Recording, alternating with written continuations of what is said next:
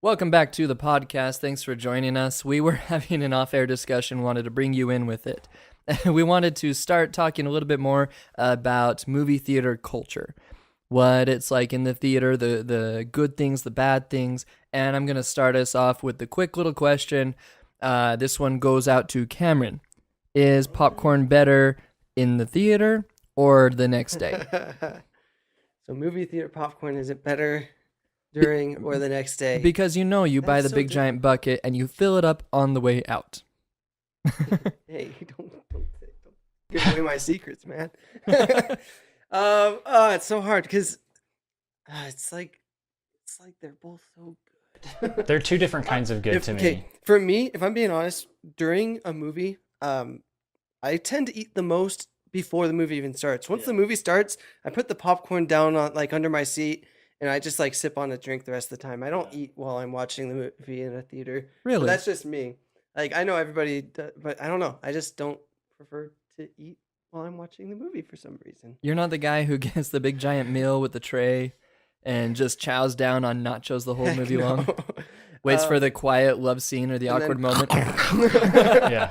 Oh my gosh. Oh, I wanted to do that in, what's that movie? The Happily Ever After one about Hollywood. Awkward pause. Go ahead. Anyways. I don't know which one you're talking about. I think in the end, though, I'd have to say the next day. I like it a little bit more. Microwave popcorn is for sure better than next day. Have you guys ever snuck in your own popcorn to the movie theater? I'm not one for that. I'd prefer to just have the popcorn, but... Yeah, because we were talking about this a little bit earlier off air, how movie theaters tend, a lot of them don't get paid. They don't make their money from the tickets they sell. Most of the money from the tickets goes to the companies that produce the film. But their main source of income then is the concessions. So I feel like it's almost like it would be rude to not almost. I almost said it's like a charity, but that's totally I have wrong. no problem sneaking in soda or snacks, but specifically popcorn. I feel like if you're gonna get popcorn, you should just have it at the theater. It's good to know that you're admitting to your criminal activity. Hey, I've worked at a movie theater and I understand. I don't do it all the time. I mean, okay, so the theater industry is changing. One of the changes that I actually really like is that the seats are becoming more and more comfortable. Yes. More versatile. Yes. And a lot of theaters these days are getting those exclusive seating or the high class, the luxury seats. That, recline and stuff. Yeah. Do you guys like those? Or yeah. Okay, what's better for you? The recliner seats, the ones that are just super comfortable with a big armrest enough for you and the person next to you? Or the old school love seats? Because you two are married, not to each other. So, I mean, obviously the love seat lends to more cuddling time, but I feel like my wife and I don't really cuddle at the movie theater that much. Well, okay, now we're getting into the nitty gritty here. Okay. Are you cinema athletes where you're on the edge of your seat? A lot of the movie theaters, the seats, the couple seats, they've got a bit of a gap between them, and if you try to squeeze into that gap, you're sitting on metal, so it's not maybe very they do that on purpose or something. Yeah, probably. Yeah. I mean, I don't. Me and my wife, we tend to sit in the in the back row, not for the reasons you think, but I tend to I used to really like being as close to the middle as I could. I'm still that way. I'm still a middleman. I've grown to like the back more because there's nobody behind you to talk, to hear behind you. All you have to worry about now are the people to your sides. You don't really ever hear people in front of you. Never, that's what I love about movie theaters too, the way that it's tiered. You never worry about the people in front of you typically. So. Yeah. Mm-hmm. So plus the back row tends to have a bit of extra gap between you and the seat in front of you, depending on the theater. So there's your pros and cons. I'm still an exact middleman. I have to be in the middle. So earlier I'd said that I was talking about how my least favorite, the purchase that I ever made that I regretted most was Pete's Dragon, the live action one. That my wife and I actually got luxury seats for that movie, and that was probably the best part of the movie. It was pretty comfortable. So I mean, it's nice. I don't really fall asleep in movies, but I could see somebody easily falling asleep in those seats. You know, it makes me think you talk about people talking during a movie, how in the back row you don't really have to worry about it. You do see their cell phones. And I mean, that's typically not a big deal these days because most people, even though they do have it, they're pretty either respectful or they're quick about it. But one thing that I think about is whenever you go see like a midnight premiere or you're in a college town, the theater tends to fill up with people in the same cohort group, high school student conglomeration, Who or purchases the whole row to have to themselves.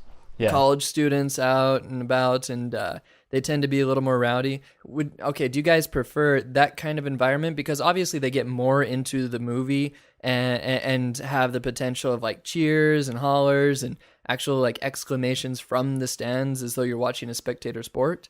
Or do you prefer the quiet cinematic experience where you are just totally enveloped in the film and there's no one else? Go ahead. So for me, this is something that I'm probably gonna be. I'm probably gonna differ from you guys. I personally really hate it when I'm watching a movie and there's any noise or there any distraction. So like off camera, you guys were talking about with Harry Potter when Dumbledore died in the theater. You guys were watching it. Like some people had like wands that they stuck up in the air during the movie. That would drive me nuts. I would be so mad if that happened because in my opinion, I go to the theater and I like it to be kind of similar to the old days where it's like, there's no noise and you have to be very respectful towards the film itself and towards the other viewers. I feel like you should save your applause or your hoots and hollers or anything at the beginning and the end. I personally really hate any distractions in the middle of the movie. Are you saying you should avoid Snapchat story checks during the movie? Yes. And Facebook live streaming during the movie as well. No podcasting either. I prefer to podcast during the movie. Yeah. Mm-hmm. I mean, you can go to like the little quiet room that they have at least at the movie Yeah. theater nearby. Now, Josh, we've done this before. We've done this together. Do We you have. prefer? Maybe I should talk about what we've actually done together. Context. Do you prefer? Wow, this is how you derail a podcast and a person asking a question. Do you prefer going to a matinee or a midnight premiere? Depends on the movie, but midnight premiere. Really? Cameron? Yeah, midnight premiere. Man, I'm old. It's a lot more fun. I like the matinee. It's usually like more empty and it's during the day, so I'm completely awake. Now, yeah, I would say matinee, but if we're talking about, are we talking about an actual physical midnight premiere, or are we talking about midnight premiere mentality? Midnight premiere, that's at 8:00 in the afternoon. Is that still qualifying? I guess the 8:00 midnight premieres are a thing now. So I guess those are all right. But yeah, like, would you rather wait all night long to go see the premiere at midnight like they used to do? No, not anymore. I wouldn't. Or would you? Yeah, you would rather prefer go the next day, You guys the are first old. showing at 10 o'clock. I know. but my addendum to that is I like the energy that comes with people who are seeing it that first day or that opening weekend. I think there's a good energy to be had there. So to go back to what Cameron was saying, like, there's absolutely times when I can't stand when people are like hooping and hollering in a movie, because it's just like, okay. But I don't know, like, when we bring up a movie like Harry Potter, the fandom, the community is just so close knit that when we all get into that moment and you see the characters on screen like raise their wands to Dumbledore, like, that's such a moving moment. And to be an escapist and to just like be there in the midst of all those students, it's like, why wouldn't I have a reaction like that? And that to me enhances that movie going experience. I want to add an asterisk to my comment because I feel like midnight premieres does make a difference. That's when everybody's coming dressed up, as wizards or witches or as Iron Man or whatever movie it is. They're going to be, theming towards it. And I think that allows for an exception so long as it's within reason. Yeah. I'm going to say one last thing about movie theater culture, that reserved seating has been the greatest innovation to the movie theater industry 100%. Since the invention of the popcorn, which kind of goes back to the ancient Native American Mexicans. Anyway, not getting into that. Yeah, seat reservations, it's twofold. The first thing is that now you no longer need to fight people over the best seats. You just have to beat them to the punch to buy them.